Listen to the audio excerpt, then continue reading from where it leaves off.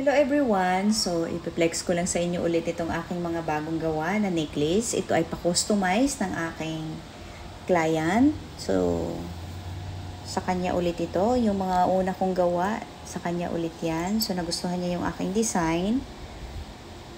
Nagpagawa siya ulit. Ito naman ay iba naman.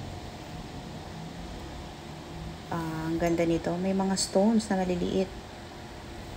And then, mayroon siyang coins na Liberty. Hindi ko muna to hinaluan ng mga pearl stones para maiba naman, hindi puro may Murano tsaka pearl. So nagustuhan niya naman ang ginawa ko, kaya thank you po sa pag-appreciate sis. Ito ay ready to pick up na, pwede na yung gamitin. And then ito naman ay Baroque pearl, malalaki. So, ayan siya. Medyo madilim lang ang aking camera. So, ito ang mga binili niya sa akin. Mga stones, pearl. Sinabit ko lang dito kasi bumagay naman sa malaking pearl. Malalaki kasi itong Baroque pearl kaya ang sinabit ko rin malalaki. At nagustuhan niya na naman. Kaya natuwa naman ako kapag na-appreciate ng aking client ang aking ginagawa at nagpaulit pa siya ng gawa. Kaya salamat sa tiwala ulit. And then, ito naman ay puro gold. Ang ginawa ko dito, puro gold. Ayan. Hindi ko na rin hinaluan ng kung ano-ano.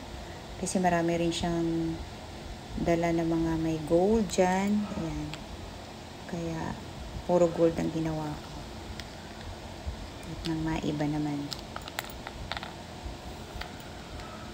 Kayo kung gusto nyo magpa-customize, pwede rin kayong pumunta dito at mamili.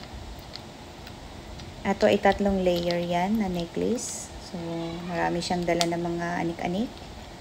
Ayan. So, sinabit ko lang dyan. Ayan.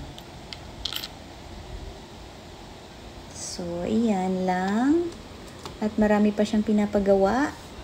At ito pa, sa box, hindi pa ako tapos. So, ito lang muna ang aking natapos, 4. So, ready to pick up na yan sis. Pwede mo nang kunin. At pwede mo na siyang gamitin.